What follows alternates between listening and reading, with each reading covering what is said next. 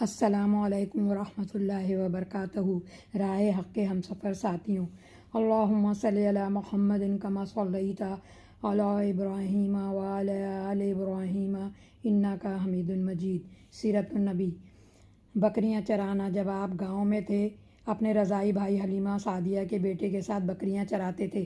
آپ نے یہ کام 4 سال کی عمر میں شروع کیا۔ بکریاں چرانا انبیاء کی سنت ہے۔ کوئی نبی ایسا نہیں گزرا جس نے بکریاں نہ چرائی ہوں۔ بخاری 5453۔ آپ نے ابتدائی دور میں غلہ بانی کا فریضہ انجام دیا۔ انبیاء اور رسول نے بکریاں بھی چرائی ہیں۔ آپ نے بھی اپنی زندگی گزارنے کے لیے محنت کی۔ اس میں کیا حکمت ہے کہ انبیاء کو نبی بنانے سے پہلے بکریاں چرانے کا کام دیا گیا؟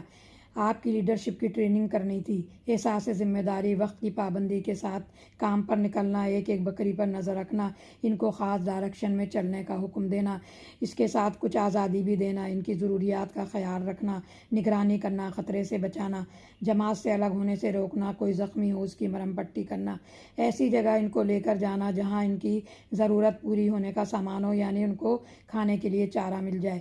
صبر کی ٹریننگ۔ سورج نکلنے کے بعد سے سورج غروب ہونے تک ان کے ساتھ رہنا۔ چرانے کے دوران کسی کام میں مصروف نہیں ہونا، غافل نہیں ہونا۔ صبر کی بہت ٹف زندگی۔ آج ہر ایک کو لیڈر بننے کا شوق ہے۔ کیسا لیڈر؟ جس میں سب سے نمایاں ہوں، شہرت ملے، مال زیادہ ملے، دکھاوے کی خاطر، مفادات کی خاطر لیڈر بننا چاہتے ہیں، لوگوں کو اپنے نظریے کا غلام بنانا چاہتے ہیں، اس لیے لیڈر بننا چاہتے ہیں۔ دنیا کے زیادہ سے زیادہ فائدے حاصل کر رہے ہیں، لوگوں کی بھلائی کا تو کم ہی سوچتے ہیں۔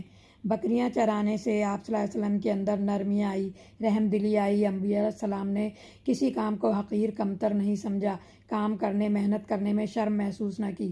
سب سے مشکل کام لیڈر کا ہوتا ہے، اپنے ماننے والوں کو سنبھال کر رکھنا، بکھرنے نہیں دینا۔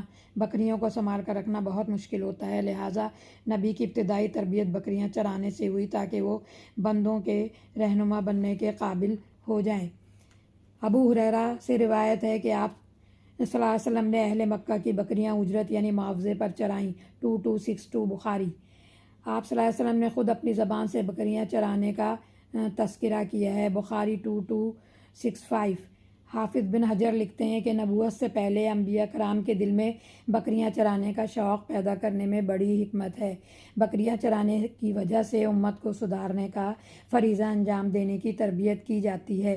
اس کام کی وجہ سے دل میں محبت، شفقت کے جذبات پیدا ہوتے ہیں۔ بکریاں چرانے والا بے فکر نہیں ہوتا، حفاظت کرنا پڑتا ہے۔ آپ نے صبر کرنا، حفاظت کرنا سیکھا، لیڈرشپ کوالٹی آئی۔ آپ صلی اللہ علیہ وسلم کو فطرت سے قریب ہونے کا موقع بالکل ابتدائی زندگی میں مل گیا۔ قدرتی مناظر دیکھنے کو ملے، فطرت سے قریب ہونے سے اللہ کی محبت میں اضافہ ہوا۔ آپ صلی اللہ علیہ وسلم کو اللہ تعالیٰ نے ساری انسانیت سے زیادہ محترم بنایا۔ آپ کے اندر کتنا انکسار تھا۔ آپ کی احساس ذمہ داری کا پتہ چلتا ہے کہ بکریاں چرانے سے آپ نے اپنے چچا کا بوجھ کتنی جلدی سنبھال لیا تھا۔ آپ نے اپنے چچا سے مشورہ کر کے بالکل ابتدا میں معاشی بوجھ مل کر اٹھایا۔ خاندان کو پالنے کے لیے آپ نے تجارت بھی کی۔ ابو طالب تجارت کیا کرتے تھے۔ قریش کا دستور تھا، سال میں ایک دفعہ تجارت کے لیے ملک شام جایا کرتے تھے۔ جب آپ صلی اللہ علیہ وسلم کی عمر 12 سال ہوئی، ابو طالب آپ کو ساتھ لے گئے۔ قریش کے کچھ سردار بھی آپ کے ساتھ تھے۔ جب آپ ابو طالب کے ساتھ بصرہ پہنچے، ایک عیسائی راہب بحیرہ ملا۔ اس نے آپ کو دیکھ کر کہا، یہ سید المرسلین ہے۔ قریش کے سردار کہنے لگے، آپ کو کیسے معلوم ہوا؟ کہا، جب تم لوگ پہاڑ سے اتر رہے تھے، درخت، پتھر سب سجدے میں جھک گئے تھے۔ ابو موسیٰ اشعری کی روایت۔ اللہ نے یہ علامات اس لیے دکھائیں کہ لوگ آپ کو پہچان جائیں اور ایمان لے آئیں۔ راہب کو معلوم تھا کہ کوئی درخت، پتھر نبی کے سوا کسی کو سجدہ نہیں کرتا، اس لیے وہ پہچان گیا، یہ نبی ہیں۔ ہماری کتاب میں اس کا تذکرہ موجود ہے۔ نبی صلی اللہ علیہ وسلم کی مہر نبوت کندھے کی ہڈی کے نیچے لگی تھی، وہ بھی راہب نے بتائی۔ اللہ چاہے تو خواب میں نبی صلی اللہ علیہ وسلم کی زیارت کروا دے، ہماری آنکھیں تسکین پائیں اور ہمارا دل محمد صلی اللہ علیہ وسلم کی محبت میں بھر جائے۔ یہ محبت ہمارے ایمان کا حصہ ہے۔ آپ وہاں موجود تھے تو بادل آپ پر سایہ کیے ہوئے تھا، جہاں آپ جاتے بادل بھی ساتھ جاتا۔ راہب نے کہا، دیکھو، اس پر بادل نے سایہ کر رکھا ہے۔ اسی طرح جہاں آپ بیٹھے تھے وہاں دھوپ تھی تو وہاں بھی درخت نے جھک کر سایہ کر دیا تھا۔ یہ نشانیاں تھیں جو لوگوں کو نظر آ رہی تھیں۔ راہب نے کہا، اس بچے کو لے کر واپس چلے جاؤ۔ رومی اس کو دیکھیں گے تو پہچان کر قتل بھی کر سکتے ہیں۔ ابھی وہ یہ باتیں کر رہے تھے کہ چند رومی ان کو آتے ہوئے نظر آئے۔ راہب ان کے پاس گیا کہ آپ کیسے آئے ہو؟ انہوں نے کہا ہمیں پتہ چلا ہے کہ آخری نبی ادھر آنے والا ہے۔ یہودیوں کی کتابوں میں کتنی ڈیٹیل کے ساتھ نبی کی آمد کا تذکرہ موجود تھا، پھر بھی کم یہودی آپ پر ایمان لائے۔ ترمذی مسند احمد 616 نے اس روایت کو صحیح قرار دیا ہے۔ حافظ بن حجر اور البانی اس روایت کی تائید کی ہے۔ حاکم نے جو روایت کی ہے وہ مسلم بخاری کی شرائط پر کی ہے۔ آپ کا حق ہونا تحقیق شدہ ہے۔ آپ کی حفاظت اللہ تعالیٰ نے کی جب آپ بچے تھے۔ اللہ نے آپ کی جاہلانہ باتوں اور کاموں سے حفاظت فرمائی۔ جب آپ نے تعمیر کعبہ میں حصہ لیا، پتھر کندھے پر اٹھانے کی وجہ سے آپ کا کندھا زخمی ہو گیا تھا، تو آپ کے چچا عباس نے کہا اپنا تہبند اتار کر کندھے پر رکھ لیں۔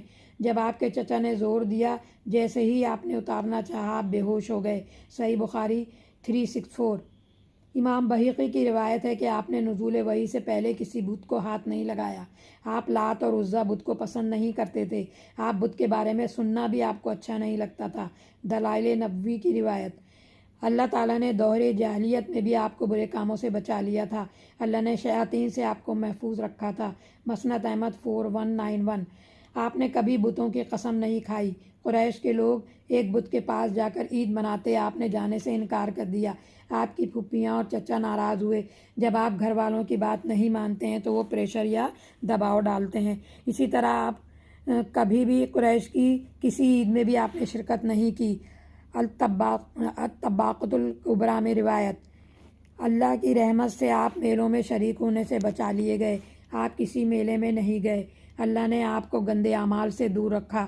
یہ دلیل ہے کہ اللہ نے آپ کو عظیم الشان مقصد کے لیے تیار کیا تھا۔